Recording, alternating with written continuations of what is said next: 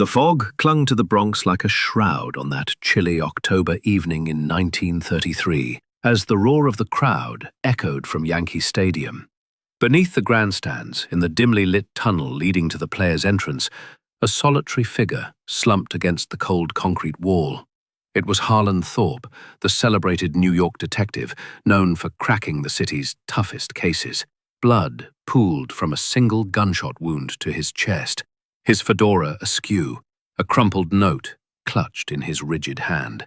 As the final cheers of the Yankees' victory faded, a groundskeeper stumbled upon the body, his lantern casting eerie shadows.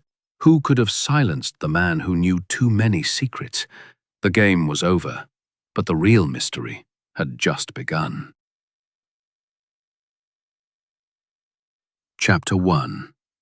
Arrival in the New World. The SS Normandy cut through the Atlantic like a silver blade, its sleek Art Deco lines a marvel against the grey expanse of sea and sky. It was October 1933, and Hercule Poirot, the diminutive Belgian detective with a moustache as precise as his deductions, stood at the ship's railing, his gloved hands clasped behind his back. The salt air, sharp and invigorating, tugged at his immaculate overcoat, but his mind was elsewhere, already stirring with the promise of the new world.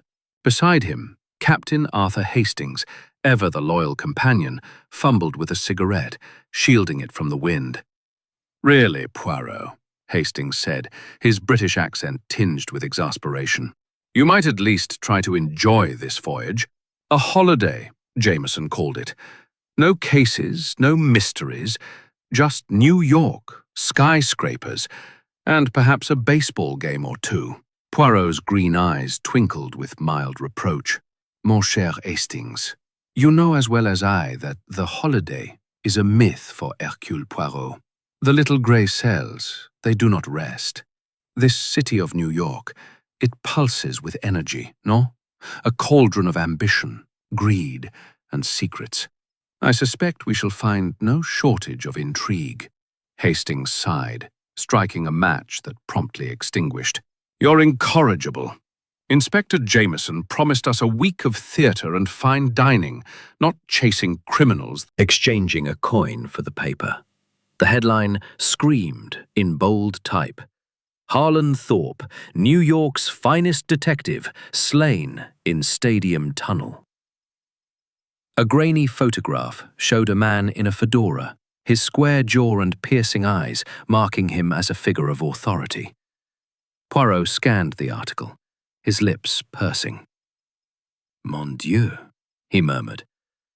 "This Harlan Thorpe, he was no mere policeman. A private investigator, once of the Pinkerton Agency, celebrated for exposing the underbelly of this city. Bootleggers, corrupt officials, Wall Street swindlers. He crossed them all." Hastings peered over his shoulder. "Shot in a tunnel during the World Series. Sounds like a bold move, even for New York. Poor chap. Probably got too close to the wrong sort." "Or knew too much," Poirot corrected, folding the paper. "The question, Hastings, is why the tunnel? Why during the spectacle of this baseball? There is method here, and we shall uncover it." They disembarked, navigating the chaotic customs hall where accents from a dozen nations clashed. Poirot, ever fastidious, winced at the disorder, but pressed forward, his polished shoes clicking on the cobblestones. A taxi awaited, its driver a grizzled man with a cigar stub wedged in his mouth. "Where to, gents?" he growled in a thick Brooklyn accent.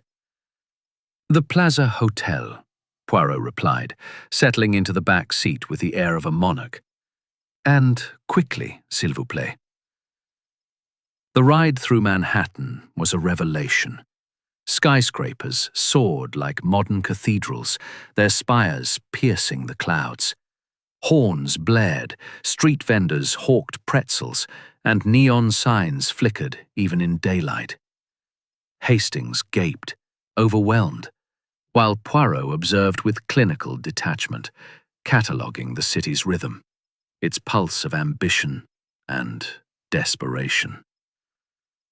At the plaza, a grand edifice of elegance amid the urban clamour, they were met by Inspector Daniel Jameson of the New York Police Department. A tall, lean man with a weathered face and a fedora tipped low, Thorpe's lifeless hand clutching a crumpled paper.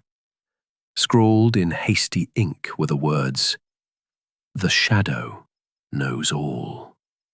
Curious, Poirot mused, stroking his chin. This phrase, it is familiar, no? From the radio program, The Shadow, so popular here. A vigilante who sees into men's hearts.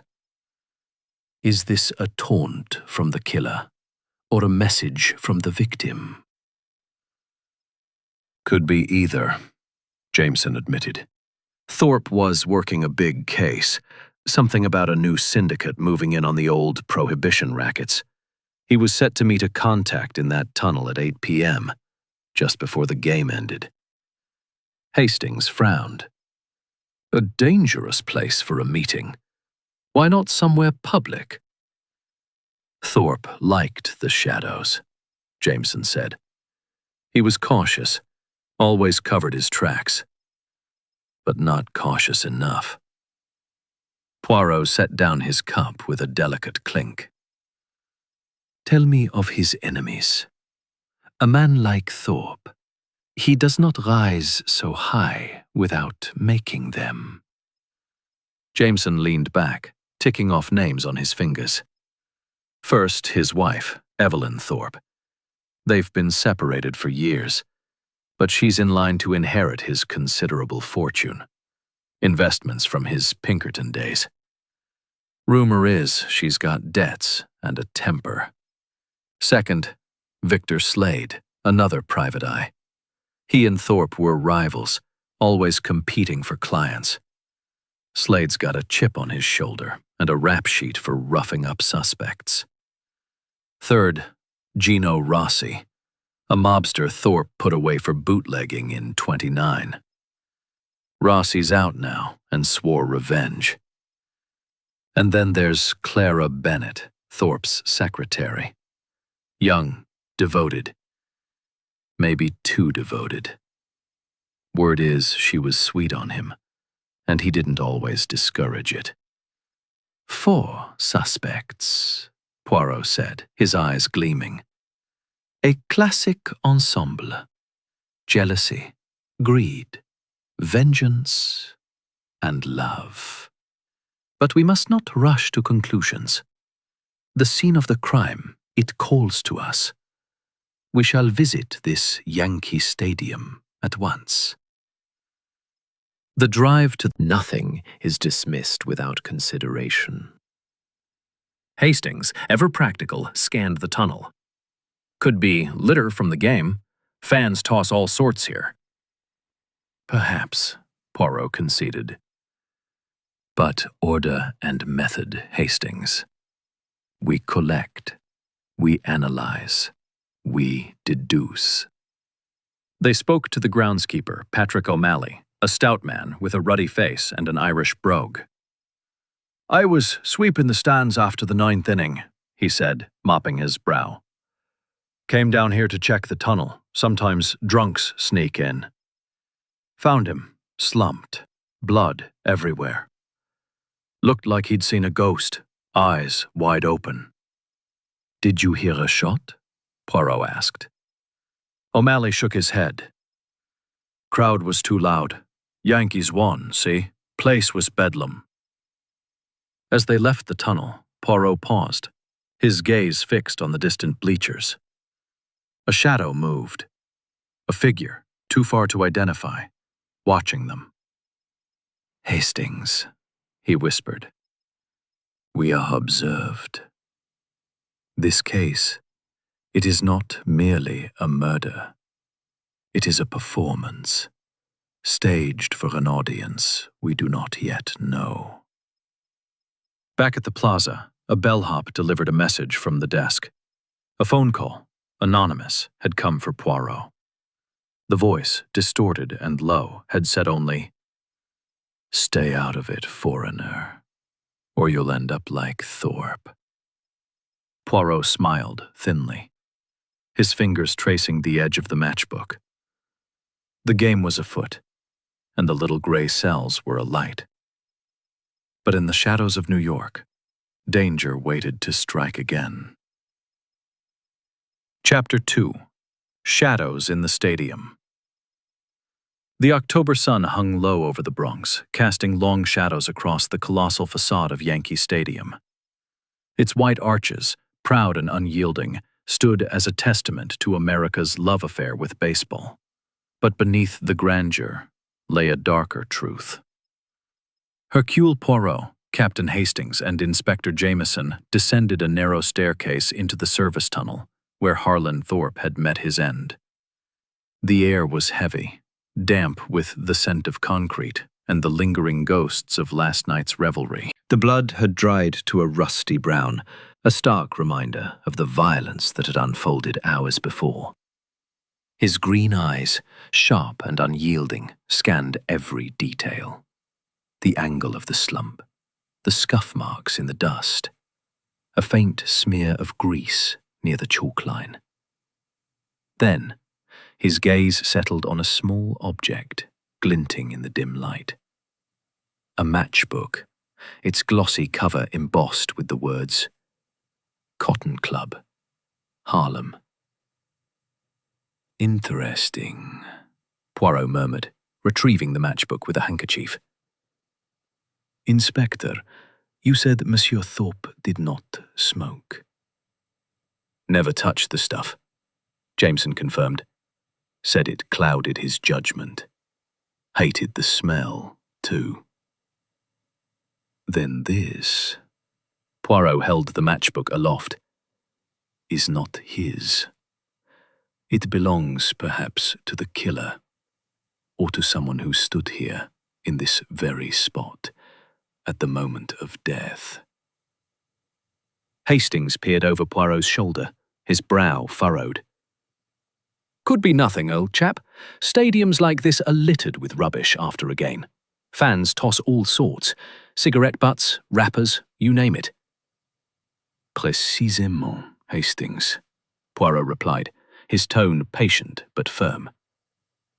"But in the method of Hercule Poirot, we dismiss nothing until it is understood. This matchbook, it is from the Cotton Club, a place of jazz, of nightlife, of secrets.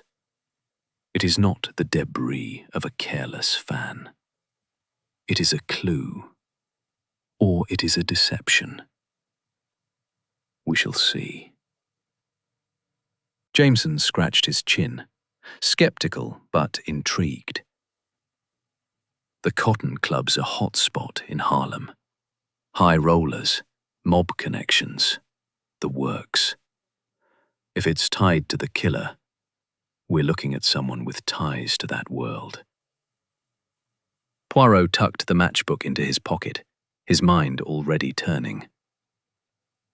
"Tell me, Inspector, of the scene itself. The body, how was it positioned?" Jameson gestured to the wall. "Slumped here, legs splayed, head tilted back. His fedora was knocked askew," closely, noting the man's nervous fidgeting. "And you heard nothing? No shot, no struggle?" O'Malley shook his head. "Crowd was roaring, sir. Yankees won, see? Whole place was a madhouse. A gunshot wouldn't stand out." "And this tunnel," Poirot pressed, "it is used by whom?" "Grounds crew, mostly. Players, sometimes, heading to the lockers. Delivery folks, too. Vendors, beer kegs, that sort. But during a game, it's quiet down here. Too quiet, maybe." Poirot nodded, filing the information away.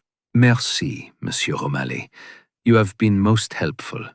As they left the maintenance room, Poirot paused, his gaze sweeping the tunnel once more. A faint scuff mark caught his eye, near the base of the wall, a smudge of black polish, as if a shoe had scraped in haste. "Hastings, observe," he said, pointing. "A trace of the killer's haste, perhaps? Or another false trail?" Hastings squinted. "Could be anyone's, Poirot. The staff traipse through here all day." "Perhaps," Poirot conceded. "But the little grey cells, they sense purpose in this mark. We shall return to it." Jameson led them back to the surface, where the stadium's vastness unfolded under the grey sky. The bleachers, now empty, seemed to whisper of the previous night's fervour. Poirot's mind, however, was on the suspects Jameson had outlined at the plaza. Evelyn Thorpe, the estranged wife, stood to gain a fortune. Her debts were rumoured to be substantial, her temper volatile. Victor Slade, Thorpe's rival, nursed a grudge born of professional jealousy, his rough reputation hinting at a capacity for violence. Gino Rossi, the mobster Thorpe had sent to prison, had both motive and means, his syndicate's reach extending into every corner of the city. And Clara Bennett, the devoted secretary, whose unrequited affection might have turned to something darker. "These suspects," Poirot said as they walked, "they form a tableau of human weakness. Greed, envy, revenge, love, all motives for murder. But the note, the shadow knows all. It is the key, I think. A reference to the radio drama Street Tycoon in 32. But with each victory came enemies, a list longer than the stadium's roster." The file also noted Thorpe's final case, a shadowy syndicate, newly formed, muscling in on the remnants of Prohibition-era rackets. He'd been close to a breakthrough. His contact in the tunnel meant to deliver crucial evidence. "Thorpe was a man of secrets," Poirot said, tapping the file. "This syndicate, perhaps they feared his knowledge. Or perhaps one of our suspects is tied to them." Jameson nodded. "Rossi's the obvious bet, but Slade's been known to take dirty money, and Evelyn's debts might have pushed her into bad company." "And Clara?" Hastings asked. Poirot's lips curved slightly. "The heart, Hastings. It is the most dangerous motive of all. We must speak to these suspects, but first, the Cotton Club. This matchbook, it beckons us to Harlem." As evening fell, they prepared to visit the famed nightclub, its reputation for glamour and danger a perfect stage for their next clue. But as they stepped into the hotel lobby, a bellhop approached, his face pale. "Mr. Poirot, sir, another call came for you. Same voice as before, gruff, like he was hiding it. Said, 'Keep out, Belgian, or you'll sleep with the fishes.'" Poirot's smile was serene, almost amused. "The killer grows bold. Excellent. Let us proceed to Harlem, where the shadows dance to jazz. The game, it is truly afoot." The sedan followed at a distance as their taxi sped north, its headlights like eyes in the gathering dusk. Poirot's mind raced, piecing together the fragments, the matchbook, the note, the scuff mark, the threat.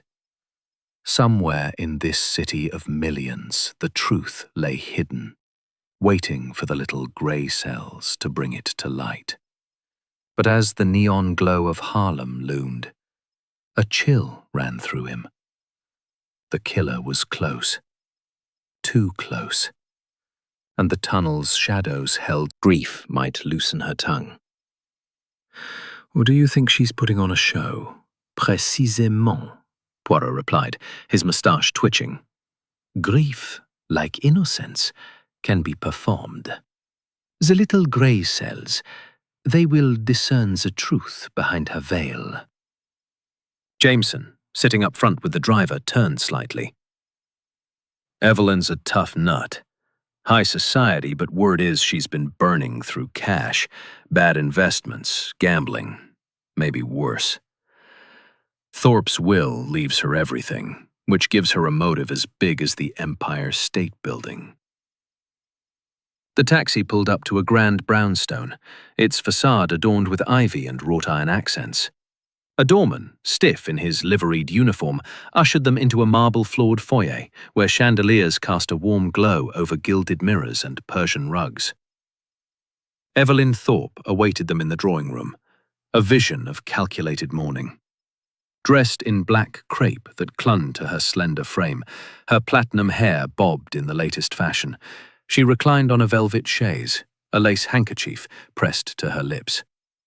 Her eyes, a striking blue, were dry, though she dabbed at them theatrically as the trio entered.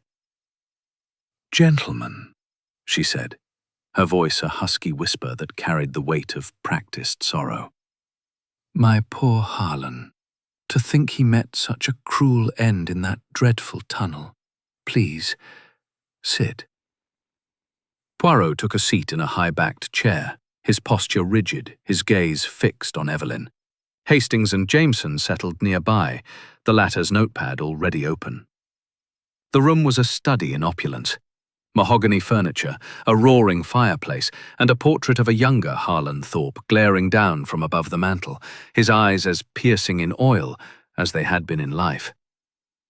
"Madame Thorpe," Poirot began, his French accent deliberate and precise, "we are most sorry for your loss.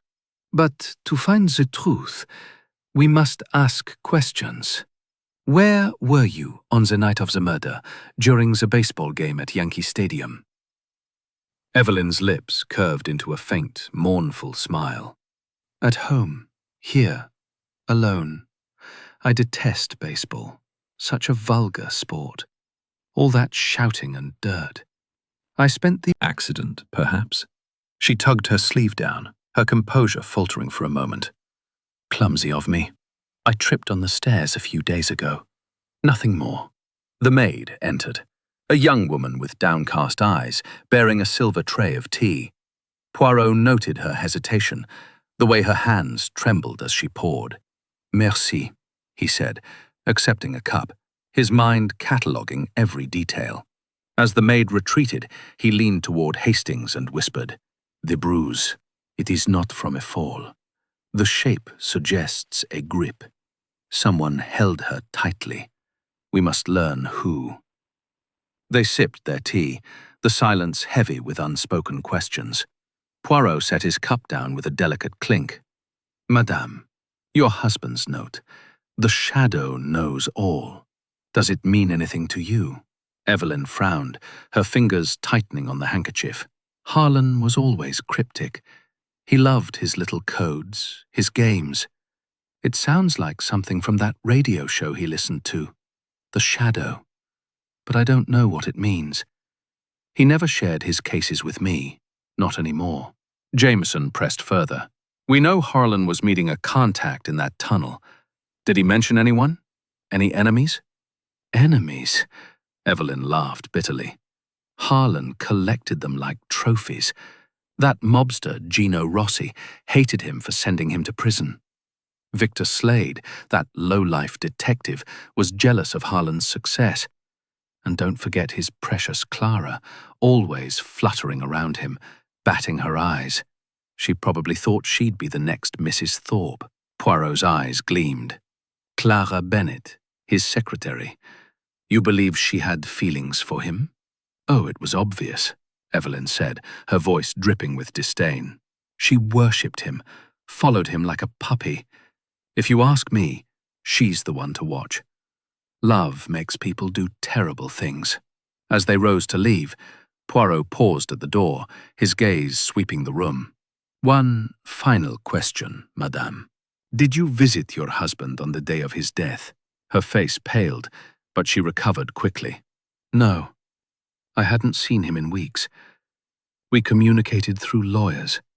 Outside, in the cool evening air, Poirot confided. Red-rimmed, her grief genuine, or so it seemed. He was a brilliant man, she said softly. So dedicated. He didn't deserve this. Poirot leaned forward, his tone gentle but probing. Mademoiselle Bennet, you worked closely with Monsieur Thorpe. Did he seem troubled in his final days? She nodded, her hands stilling. He was different, frightened almost. He kept talking about shadows from the past, as if something was catching up with him. He wouldn't tell me more, said it was too dangerous. Dangerous? Hastings echoed. Did he mention a specific threat? Not exactly, Clara said, her voice barely above a whisper. But the day before he died, he wrote something in his appointment book. I saw it. Meet S at tunnel, 8 p.m. I thought it was strange, meeting someone in that awful place. Poirot's eyes narrowed. S, an initial. Perhaps Slade, the rival? Or someone else? Clara shook her head. I don't know. He was so secretive lately. But he trusted me. He said I was the only one he could rely on. Jameson raised an eyebrow. You were close to him, Miss Bennet. Some say too close. Her cheeks flushed, but she met his gaze. I admired him. He was kind to me, gave me a chance when no one else would. But it was professional. Nothing more. As they left, Poirot lingered on the stairs, his mind racing. Clara's devotion. It is real. But is it love or loyalty? And this S, a clue or another deception? We must find this appointment book. Back at the plaza, the night was thick with fog, the city's lights blurred into halos. A bellhop approached, his face pale. Mr. Poirot, another call came. Same voice, low, threatening, said, drop the case or you're next. Poirot's smile was serene, almost defiant. The killer grows nervous. Good. Let us prepare for the Cotton Club tomorrow. The shadows, they are closing in, but Hercule Poirot will shine a light upon them. As they retired, with purpose, his mind alight with the threads of the case. The Cotton Club matchbook, the cryptic note, Evelyn's bruise, and Clara's nervous confession. Slade's a rough sort, Jameson warned as they climbed a narrow staircase, its walls stained with years of neglect. Ex-cop turned private eye after a bribery scandal. He hated Thorpe, thought he was a showboat stealing his clients. If anyone had a reason to pull the trigger, it's him. Poirot's moustache twitched. Envy. It is a powerful motive, Inspector. But we must not assume. The little grey cells, they demand evidence, not supposition. Hastings, adjusting his tie, frowned. He's got the temperament for it, Poirot. A brawler, by the sound of it. And if he was at the stadium, précisément, Poirot said, his green eyes gleaming. We shall see what Monsieur Slade reveals, and what he conceals. The office door bore a chipped sign. Victor Slade, Private Investigations. Inside, the room was a haze of cigarette smoke and whiskey fumes, cluttered with filing cabinets and a battered desk. Slade himself was a hulking figure, his scarred face shadowed under a fedora, his tie loosened like a noose gone slack. He leaned back in his chair, feet propped on the desk, a smirk playing on his lips as he regarded his visitors. Well, well, Slade drawled, his Brooklyn accent thick. The famous Hercule Poirot, come to slum it with the likes of me. And you brought the NYPD and a Brit to boot. What's this about? Thorpe's murder. Poirot sat primly, his gloved hands folded. Monsieur Slade, we seek the truth about the death of Harlan Thorpe. You were at Yankee Stadium the night he was killed, no? Slade's smirk didn't waver. Yeah, I was there. Upper deck, watching the Yankees trounce the Giants. Got a ticket stub and half a dozen pals to vouch for me. You think I bumped off Thorpe? Jameson's eyes narrowed. Your pals are lowlifes, Slade. Bookies and barflies. Not exactly airtight. Short temper. If anyone wanted Thorpe dead, it's him. Word is, Thorpe was sniffing around Rossi's new racket, some syndicate moving in on the old booze trade. Jameson nodded. We know Thorpe was onto something big. You ever work with Rossi, Slade? Maybe took a cut to look the other way. Slade's fist slammed the desk, rattling a glass ashtray. Watch it, cop. I'm no saint, but I don't run with mobsters. Thorpe was the one poking the hornet's nest, not me. The interview ended abruptly when Slade claimed a client meeting, ushering them out with a curt nod. But Poirot's sharp eyes had caught something else, a scrap of paper tucked under the ashtray with the scrawled word, payoff.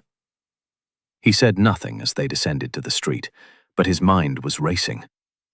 Outside, the Times Square crowds surged, a river of humanity under the electric glow.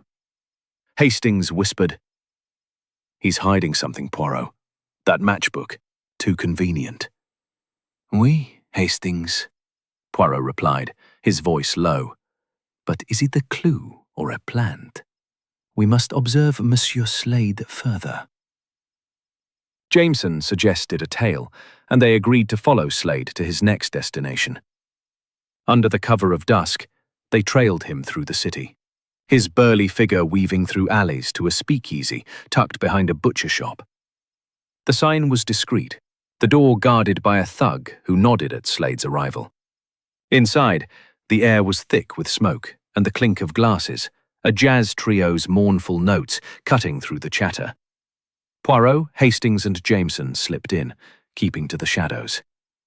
Slade sat at a corner table with a woman, her face obscured by a wide-brimmed hat, her voice low and urgent. Poirot strained to hear, catching fragments. The note worked. Threw them off. Now for the payoff.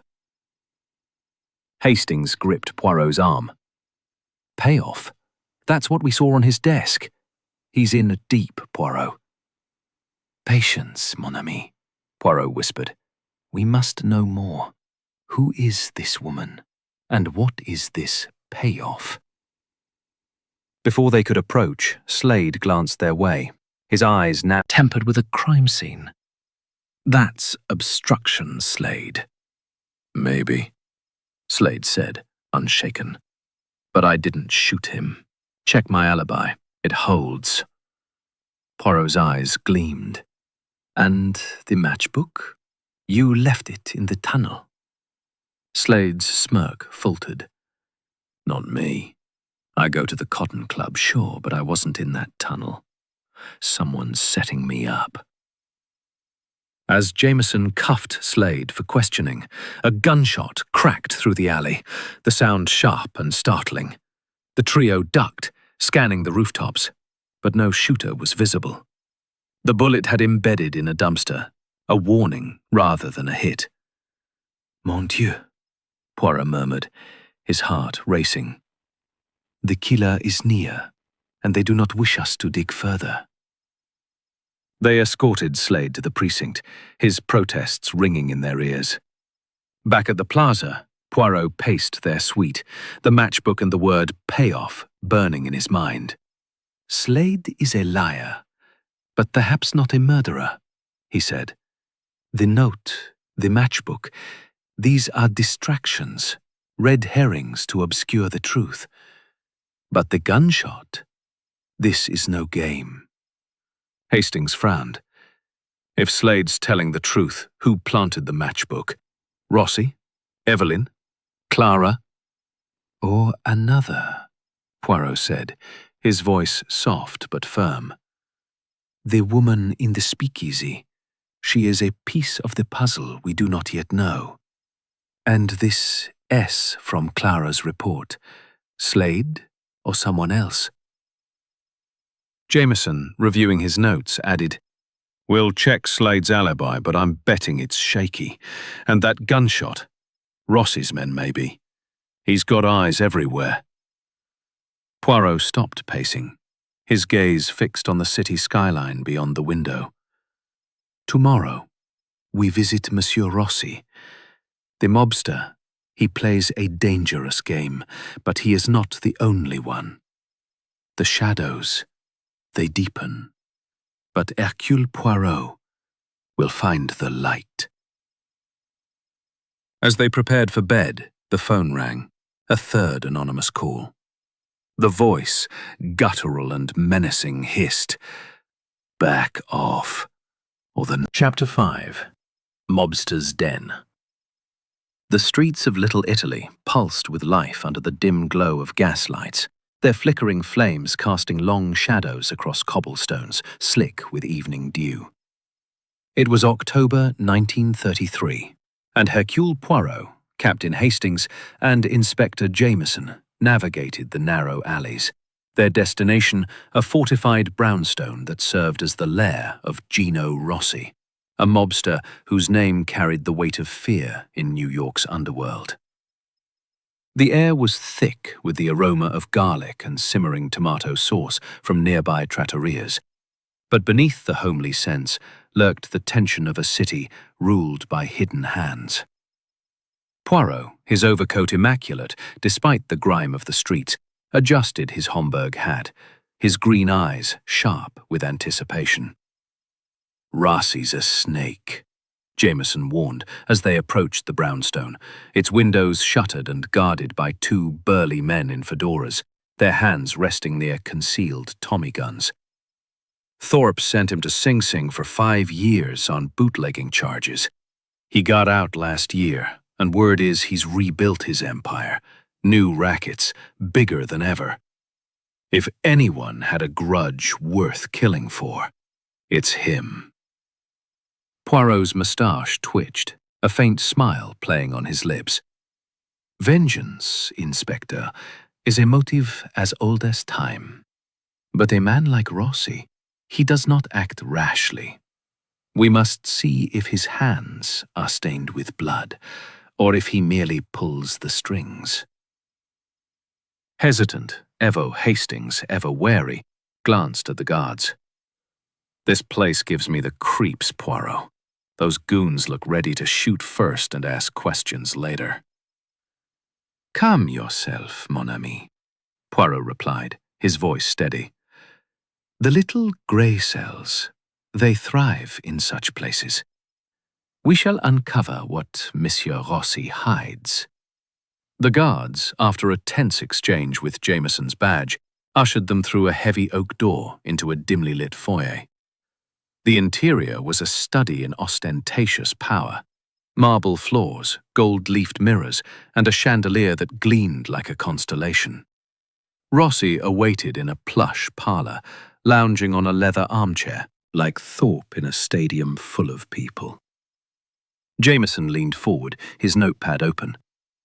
"Thorpe was digging into your new syndicate. Word is you're moving in on the old prohibition rackets. Extortion, gambling, maybe worse. He had evidence, didn't he?" Rossi's grin didn't waver, but his eyes hardened. "Thorpe was a pest, sure. Thought he was untouchable, poking into my business. But evidence? He was bluffing. If I wanted him gone, you wouldn't find a body. Just a whisper." Poirot's gaze drifted to the radio, the phrase, "the shadow knows," echoing in his mind. "This program, Monsieur Rossi, you enjoy it?" "Who don't?" Rossi laughed, exhaling a plume of cigar smoke. "That shadow guy knows all the dirt, just like me. But I didn't write that note in Thorpe's hand. Sounds like someone's playing games." Poirot nodded, his mind cataloguing Rossi's nonchalance. "And your associates, do they share your restraint? Perhaps one acted without your orders?" Rossi's laugh was a low growl.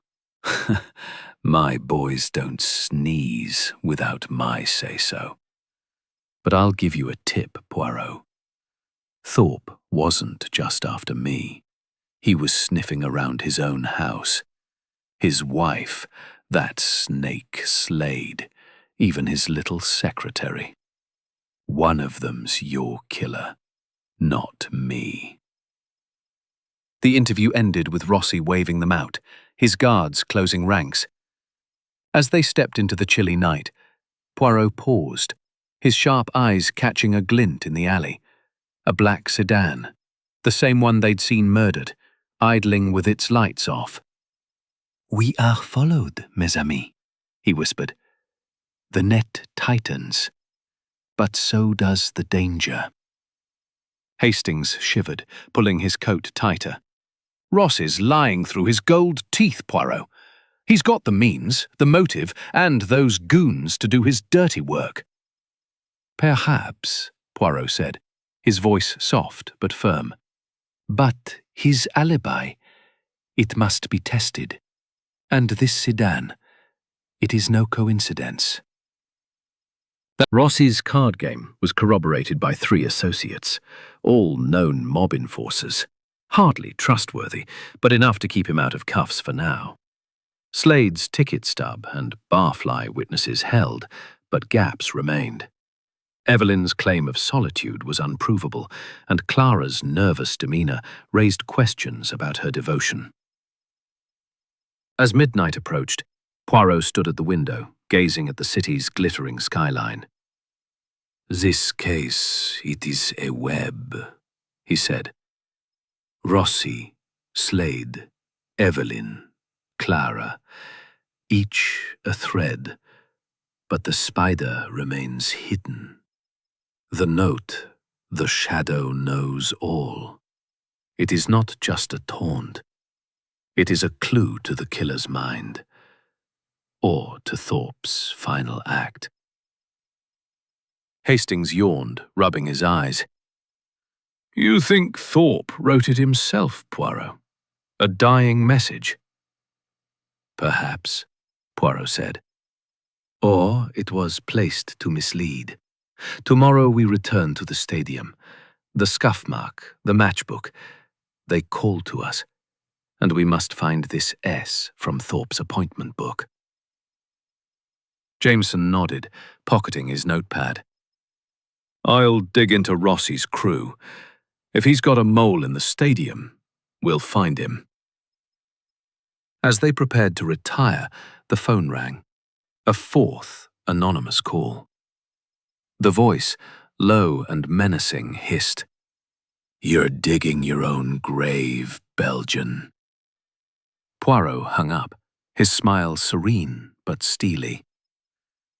"The killer grows desperate," he said. "Good. Let us press on to Harlem, to the Cotton Club. The shadows, they will not hide forever."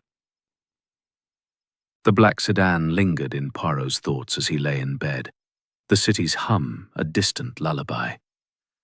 The gun, the note, the threats, all were moves in a deadly game, and Poirot was determined to checkmate the killer. But as sleep claimed him, a single question echoed. Who was S?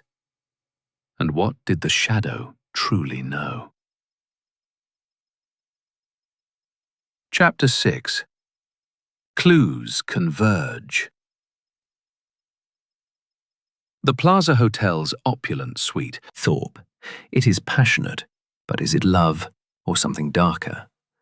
And Monsieur Rossi, with his gold teeth and mobster's reach, his grudge is clear, but his hands, are they clean? Hastings swirled his brandy, his brow furrowed. You're saying we've got a mess of motives, Poirot. But that note, the shadow knows all. It's driving me batty. Is it from that radio show, or something Thorpe cooked up himself? Poirot's moustache twitched, a faint smile forming. The note, Hastings. It is the heart of the mystery. A reference to the shadow, perhaps, but also a message. Was it Thorpe's final warning, or the killer's taunt? We must consider all possibilities. Jameson looked up from his files, his face etched with fatigue. We've got another piece now, the gun you received, Poirot. Ballistics confirmed it's the murder weapon. No prints, though, and that note with it. Look closer, detective. Smells like a setup. Poirot paused, retrieving the revolver from its evidence bag. He turned it over in his gloved hands, his eyes narrowing. A single blonde hair clung to the barrel, its golden hue catching the lamplight. Curieux, he murmured. This hair, it is blonde, like Madame Evelyn's. A coincidence or a clue? Hastings leaned forward. Evelyn? You think she planted the gun? Perhaps, Poirot said. Or it was placed to implicate her. We must confront her again. They hailed a taxi to Park Avenue, the city's fog wrapping the streets in a ghostly shroud. Evelyn Thorpe received them in her drawing room, her black crepe dress a stark contrast to her pale skin. Her composure was icy, but her eyes betrayed a flicker of unease as Poirot held up the gun, wrapped in his handkerchief. Madame, he said, this is the weapon that killed your husband. Found with a blonde hair. Yours, perhaps. Evelyn's hand flew to her throat, her voice sharp. That's absurd. I told you I was here that night, alone. I haven't seen Harlan's gun in years. Jameson pressed, his toe at the hotel. A phone call interrupted their discussion. Clara Bennett's voice trembled through the receiver. Mr. Poirot, I found something. Harlan's hidden file in his safe. It's about Victor Slade, embezzlement from clients. He was going to expose him. Mon Dieu, Poirot said. Stay where you are, mademoiselle. We come at once. They raced to Clara's Brooklyn apartment, the taxi weaving through the fog-choked streets. But when they arrived, the door was ajar, the lock splintered. Inside, the parlor was a wreck, papers strewn, furniture overturned, the safe open and empty. Clara was gone. Kidnapped? Hastings exclaimed, his face pale. Someone got to her before we did. Jameson cursed, kicking a shattered lamp. Rossi's work, I'd bet, or Slade, covering his tracks. Poirot knelt, examining the chaos. A faint scent lingered. Perfume, floral and expensive. This is not the work of a common thug, he said. The precision, the speed, it is calculated. And this perfume, it is familiar. Madame Evelyn, perhaps? They searched the apartment, finding a torn scrap of paper under the couch. Scrawled in Clara's handwriting was a single word. Shadow. Poirot's eyes gleamed. The plot thickens, mes amis. Clara knew something, and someone wished to silence her. Jameson radioed the precinct, ordering a search for Clara. If she's alive, we'll find her, but this is getting uglier by the minute. Poirot returned to the chalkboard, adding Clara's disappearance and the perfume to the web of clues. Let us reconstruct, he said. The matchbook links to Slade, but he claims it was planted. Evelyn's bruise and the hair suggest her presence, but she denies murder. Rossi's alibi holds, but his reach is long. Clara's devotion, and now her vanishing, it points to a deeper truth. The note, "The shadow knows all," is no mere phrase. It is a code, perhaps, to Thorpe's final case. Hastings frowned. You think Thorpe was mistaken. As they prepared to leave, another anonymous call came through. The voice, now familiar in its menace, growled, "You're too late, Belgian. The girl's gone. And you're next." Poirot hung up, his smile steely. The threats were a sign of desperation, a crack in the killer's armor. But as they stepped into the fog, the black sedan reappeared, its headlights cutting through the mist like a predator's eyes. The game was escalating, and the shadows were closing in. Chapter 7. Harlem Nocturne. The pulse of Harlem throbbed under the October stars, its streets alive with the rhythm of jazz and the whispers of secrets. Hercule Poirot, Captain Hastings, and Inspector Jameson stepped out of their taxi into the neon glow of the Cotton Club, a beacon of glamour and danger in the heart of New York's uptown. The air was thick with the scent of cigarette smoke and spilled gin, the notes of a saxophone weaving through the night like a siren's call. The club's marquee glittered, promising revelry, but Poirot's sharp eyes saw beyond the facade, a place where shadows cloaked more than just dancers. The matchbook found in the Yankee Stadium tunnel had led them here, and Clara Bennett's disappearance had raised the stakes. "Mon Dieu," Poirot murmured, adjusting his Homburg hat as they approached the entrance. "This Cotton Club, it is a stage for secrets. The matchbook, the perfume, the note, they converge here, in this den of music and intrigue." Hastings, ever wary, scanned the crowd spilling onto the sidewalk, elegant couples in furs and fedoras, mingling with shadier figures who moved with the quiet menace of the underworld. "This place gives me the shivers, Poirot. Rossi's got ties here, and Slade admitted to being a regular. We're walking into a lion's den." Jameson, his badge tucked discreetly in his pocket, nodded. "The club's a mob favorite. Rossi's crew runs protection for it, and Slade's been spotted here with questionable company. Keep your eyes peeled." They slipped past the velvet rope, the doorman's nod grudging after Jameson's quiet word. Inside, the Cotton Club was a whirlwind of decadence. Crystal chandeliers cast. "Let us listen, mon ami. The shadows, they speak if we are patient." They took a table nearby, blending into the crowd as the band launched into a sultry rendition of Stormy Weather. Poirot's sharp ears caught fragments of Slade's conversation over the music. "With Thorpe gone, the inheritance is ours, but Clara knows too much. We need to move fast." Jameson's jaw tightened. "Inheritance? That's new. And Clara? Sounds like they're behind her disappearance." Poirot raised a gloved hand, signaling silence. The woman's voice, low and urgent, carried a familiar cadence. "The note worked," she said. "It threw them off. But if Clara talks—" Hastings leaned closer. "Who is she, Poirot?" "Not Evelyn. She's blonde, and this woman's got dark hair under that hat." Before Poirot could respond, Slade's head snapped up, his eyes locking onto theirs. He muttered something to the woman, who slipped away through a side door. Slade stood, his bulk moving with surprising speed as he pushed through the crowd toward the exit. "After him!"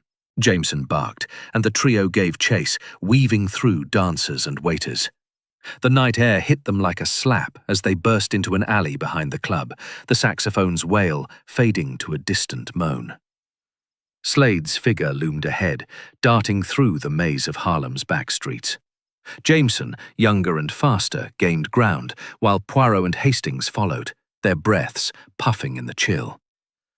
The chase ended in a dead-end alley where Slade turned, hands raised, his smirk defiant. "All right, you got me," Slade panted. "But I ain't your killer, Poirot." Poirot stepped forward, his voice calm but piercing. "Then explain, Monsieur Slade. The woman, who is she? And this talk of inheritance and Clara?" Slade's smirk faltered, his eyes darting to the shadows. "She's Lydia Thorpe," Harlan's sister. Been working with me to get what's hers. Harlan cut her out of his will, left it all to Evelyn. We planted that note in the tunnel. The shadow knows all, to throw you off. Thought it'd... Revealing Clara Bennett, bound and gagged in a cramped storeroom, her hazel eyes wide with fear.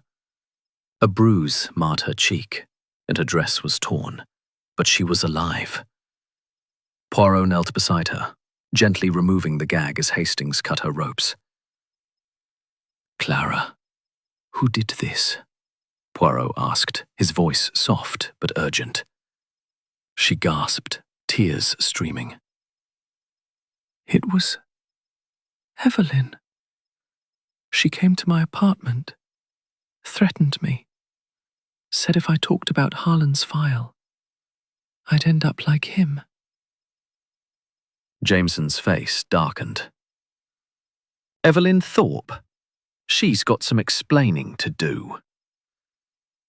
They escorted Clara to safety, her trembling form wrapped in Hastings's coat. As they emerged into the club, the band played on, oblivious to the drama below. Poirot's mind raced, piecing together the new threads. Lydia Thorpe, a fifth suspect, driven by greed.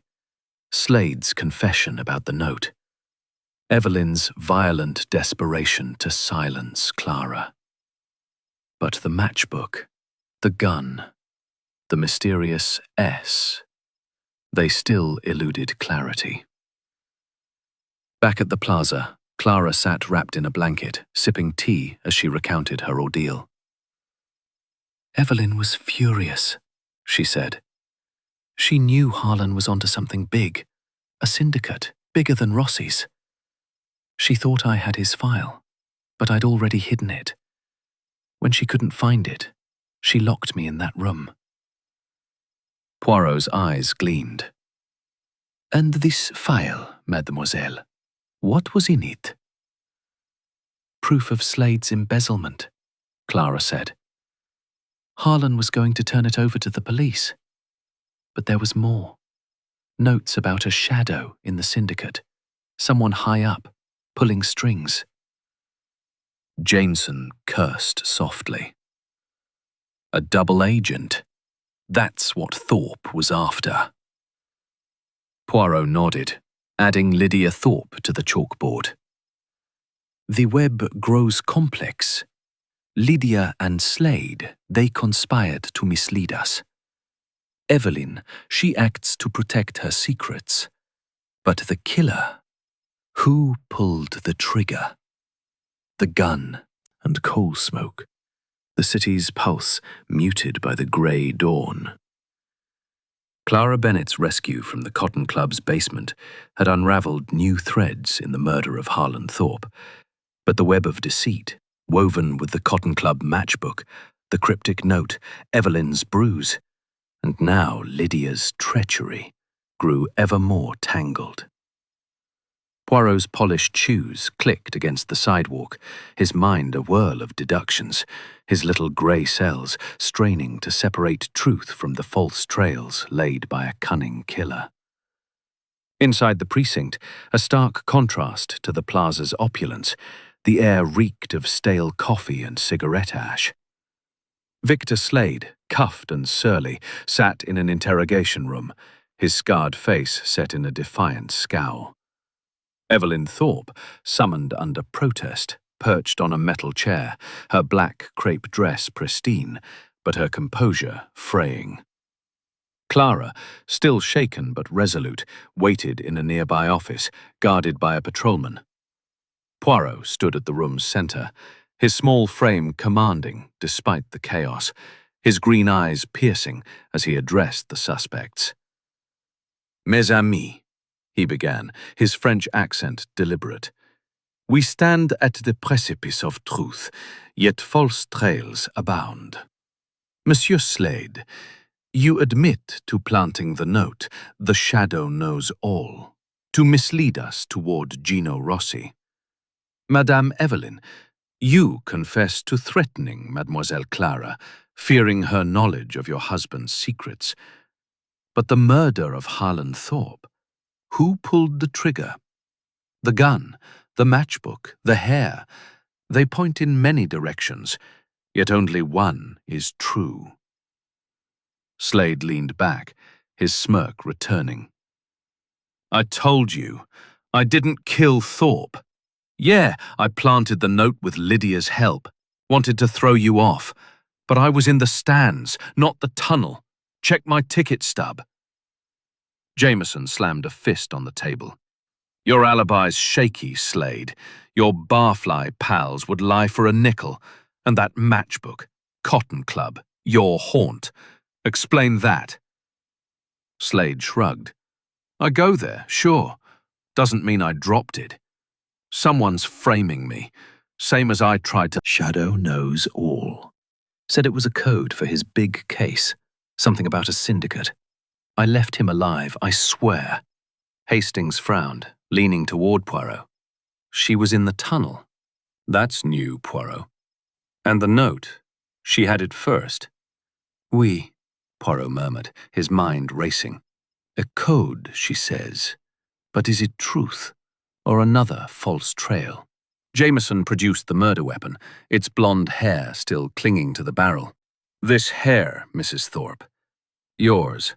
Found on the gun that killed your husband. Care to explain? Evelyn's hand flew to her hair, her voice trembling. I told you. I was in his office that morning. It must have transferred then. I didn't shoot him. Poirot's eyes gleamed, his voice soft but relentless. And yet, madame, your lies pile up. No opera ticket, no witnesses. The perfume in Clara's apartment, yours. The bruise, the hair, the note. You are entangled in this crime.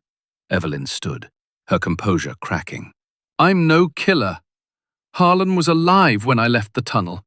Someone else was there. I heard footsteps, saw a shadow moving toward the exit. Poirot paused, his moustache twitching. A shadow, madame?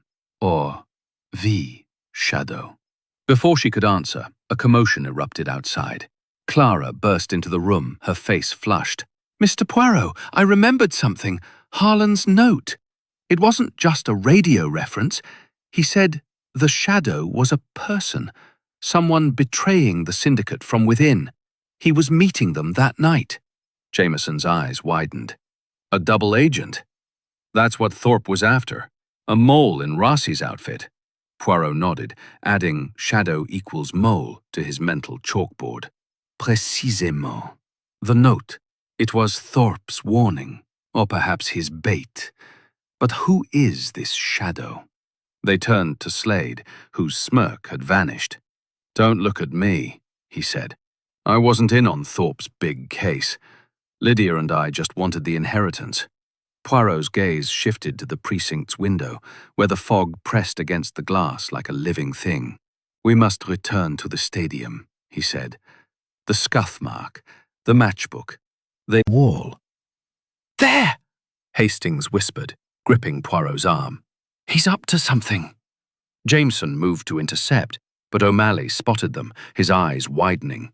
He bolted, clutching the package, his boots pounding the concrete. The chase was swift, Jameson's athleticism outpacing the groundskeeper's bulk. They cornered him near the player's dugout, where O'Malley dropped the package, a bundle of documents stamped with Rossi's syndicate seal. You, Poirot accused, stepping forward. You work for Rossi, no? You were placed in the stadium to watch Thorpe, to ensure his silence. O'Malley's face twisted, his Irish accent gone, replaced by a thick Italian drawl. All right, you got me. Rossi paid me to keep tabs on Thorpe. He was getting too close to the syndicate's plans. But I didn't kill him, I swear. Jameson cuffed him, retrieving the documents. These look like ledgers, payoffs, shipments. Thorpe was onto something big. Poirot's eyes gleamed. And the gunshot we heard in Harlem, Monsieur O'Malley? Another warning from your master? O'Malley shook his head, sweat beading on his brow. Not me. That was Slade. He shot at you to scare you off. He's deeper in this than he's letting on. As they hauled O'Malley to the precinct, a gunshot cracked through the stadium, the bullet grazing a nearby railing. The trio ducked, scanning the darkness, but the shooter was gone, swallowed by the fog. "Mon Dieu," Poirot murmured, his heart racing. "The killer is near, and they grow reckless." Back at the precinct, the documents revealed a network of corruption, Rossi's syndicate, with a mole feeding Thorpe information. But who?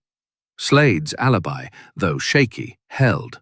Evelyn's lies were piling up. Clara's rescue suggested innocence, but her knowledge made her a target. And Lydia, her greed was clear, but was she a killer? Poirot paced, his mind a storm of deductions. "The false trails multiply," he said. "Slade's note, Evelyn's hair, O'Malley's ledgers, they distract from the truth. But the shadow, this mole, it is the key. We must gather all suspects, confront them in the tunnel where Thorpe died. There, the truth will emerge." Hercule Poirot, Captain Hastings, and Inspector Jameson stood at the entrance, the air heavy with the damp chill of the Bronx and the weight of an impending revelation. The tunnel, dimly lit by flickering bulbs, stretched before them like a stage set for a final act. Poirot had summoned all the suspects: Evelyn Thorpe, Victor Slade, Gino Rossi, Clara Bennett, and Lydia Thorpe to this grim location, determined to unravel the web of deceit that had ensnared them. Patrick O'Malley, the groundskeeper exposed as Rossi's mole, was in custody, but his confession had only deepened the mystery. The little grey cells were poised for their triumph, and Poirot's green eyes gleamed with the certainty of truth. "Mes amis," Poirot began, his voice echoing in the concrete chamber. "We gather here, where Monsieur Harlan Thorpe breathed his last, to uncover the truth. The murder, it is not a simple act of violence, but a tapestry of motives: greed, jealousy, vengeance, and love. The clues, the matchbook, the note, the gun, the hair. They have led us through false trails, but now the little grey cells of Hercule Poirot shall reveal the killer." The suspects stood in a tense semicircle, their faces a gallery of apprehension. Evelyn, her platinum hair gleaming under the dim light, clutched her handbag, her bruised wrist hidden by a silk glove. Slade, his scarred face defiant, leaned against the wall, his eyes darting to the exits. Rossi, flanked by a police escort, puffed on a cigar, his gold teeth glinting with false bravado. Clara, pale but resolute, stood near Hastings, her hands trembling. Lydia, revealed as Thorpe's scheming sister, fidgeted with her hat, her dark eyes avoiding Poirot's gaze. Hastings whispered, "This feels like a showdown, Poirot. Are you sure it's safe to bring them all here?" "Oui, Hastings," Poirot replied softly. "It is in the crucible of confrontation that truth emerges. Watch closely." Jameson, his revolver holstered, but for the opera, it is force. Evelyn's eyes flashed, her voice sharp. "I didn't lie. I was at the Met, alone. And yes, I was here earlier, fighting with Harlan. He gave me that note. The Shadow knows all, said it was a code for his case. I didn't shoot him." Clara stepped forward, her voice trembling but firm. "Mr. Poirot, Harlan was after a mole in the syndicate, a shadow. He told me it was someone close, someone he trusted. That's why he was meeting S here." Poirot's moustache twitched, his gaze sweeping the group. "The note, it is the heart of this mystery. The Shadow knows all. A phrase from the radio, yes, but also a clue. Monsieur Thorpe was hunting a traitor, a double agent within Rossi's syndicate. But the killer, they used this note to confuse, to distract." Lydia, silent until now, spoke up. her voice brittle. "I helped Slade plant that note. Yes, to throw you off. We wanted Harlan's fortune, but I didn't kill him. I wasn't even here." Poirot nodded, his expression unreadable. "And yet, Mademoiselle Lydia, your greed ties you to this web. Let us examine the false trails. The matchbook, planted, perhaps, but by whom? The hair on the gun, Madame Evelyn's, yet too convenient. O'Malley's ledgers, proof of Rossi's crimes, but not of murder. These are red herrings, designed to obscure the truth." Jameson frowned. "O'Malley said Slade fired that warning shot in Harlem. You buying that, Poirot?" "No," Poirot said, his voice firm. "Monsieur Slade is a liar, but not our killer. The true murderer is among us, and their motive is not greed or vengeance, but something deeper. Love, twisted into hate." Clara gasped, her hand flying to her mouth. "Lo, you can't mean—" Poirot turned to her, his eyes piercing. "Mademoiselle Clara Bennet, you loved Harlan Thorpe. You were his confidant, his sweetheart, as he called you in private. The S in his appointment book, it was not Slade." Were their tool, their shadow within Thorpe's circle. Rossi's cigar fell from his mouth, his face ashen. "What? You're crazy, Poirot. I didn't—" "Silence," Poirot snapped, his voice cutting like a blade.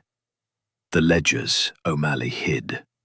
They show payments to an unnamed source, a woman close to Thorpe. You, Monsieur Rossi, knew Clara's feelings, her vulnerability. You used her, promising her revenge, perhaps even wealth, to eliminate Thorpe, who was closing in on your mole." Clara's sobs grew louder. "They approached me, said Harlan was betraying me, betraying everyone. They gave me the gun, told me where to meet him. I didn't know it would end like this." Evelyn gasped, her hand clutching her chest. "You little fool! You killed him over a broken heart?" Slade shook his head, his smirk gone. "And here I thought I was the crook. You played us all, kid." Lydia's voice was shrill. "This is madness. I just wanted the money, not murder." Poirot's gaze swept the group, his voice steady. "The conspiracy is clear. Clara, driven by love turned to hate, pulled the trigger. Rossi, the puppet master, orchestrated the act to protect his syndicate. The note, the matchbook, the hair, they were distractions, some by Slade and Lydia, some by chance, but all served to cloud the truth." Jameson cuffed Clara, his face grim. "You're under arrest, Miss Bennet. And you, Rossi, we're digging into those ledgers. You're not walking away from this." As the police led Clara and Rossi away, Evelyn sank onto a bench, her face pale. I suspected she was too close to him. But this—" Lydia muttered. "All for nothing. The will's still Evelyn's." Slade, released but warned not to leave town, slunk into the shadows, his bravado shattered. Poirot stood at the tunnel's center, the chalk outline of Thorpe's body a silent witness to his triumph. "The little grey cells, they do not fail," he said softly. Crown of ambition and secrets, as the steamer prepared to carry him and Captain Hastings back to Europe. The murder of Harlan Thorpe in the Yankee Stadium tunnel had been solved. The killer, Clara Bennet, and her puppet master, Gino Rossi, now behind bars. Yet, as the fog swirled around the Statue of Liberty, Poirot's mind lingered on the shadows that had defined this case, his little grey cells restless despite their triumph. "Mon cher Hastings," Poirot said, his French accent soft but precise. This New York, it is a city of contrasts, glamour and grit, light and shadow. The case of Monsieur Thorpe, it has shown us the depths of human nature. Greed, love, revenge, all played out beneath the roar of a baseball crowd. Hastings, leaning beside him, adjusted his scarf against the chill. You've done it again, Poirot. Unraveled a devil of a puzzle. But I must say, Clara's confession, it shook me. She seemed so fragile. Poirot's moustache twitched, a faint smile forming. Fragile, oui. But the heart, when wounded, can wield a deadly strength. Mademoiselle Clara loved Thorpe, but his rejection turned that love to hate. And Rossi, he saw her pain and used it, as a spider weaves a web. Their journey back to Manhattan had begun at the precinct, where Inspector Jameson had shaken Poirot's hand with a mix of gratitude and awe. New York owes you, Poirot, he'd said, his weathered face breaking into a rare smile. We've got Clara and Rossi locked up, and those ledgers O'Malley hid, they're enough to dismantle half the syndicate. You've made this city a little cleaner. The precinct had buzzed with activity in the wake of the confrontation in the tunnel. Clara, her hazel eyes dulled by despair, had been led away in cuffs, her sobs echoing through the stark halls. I didn't mean to kill him, she'd whispered, her voice breaking. I just wanted him to see me, to love me. Rossi, defiant, unfolded. This place, Poirot had murmured, it is a stage where human folly played its tragedy.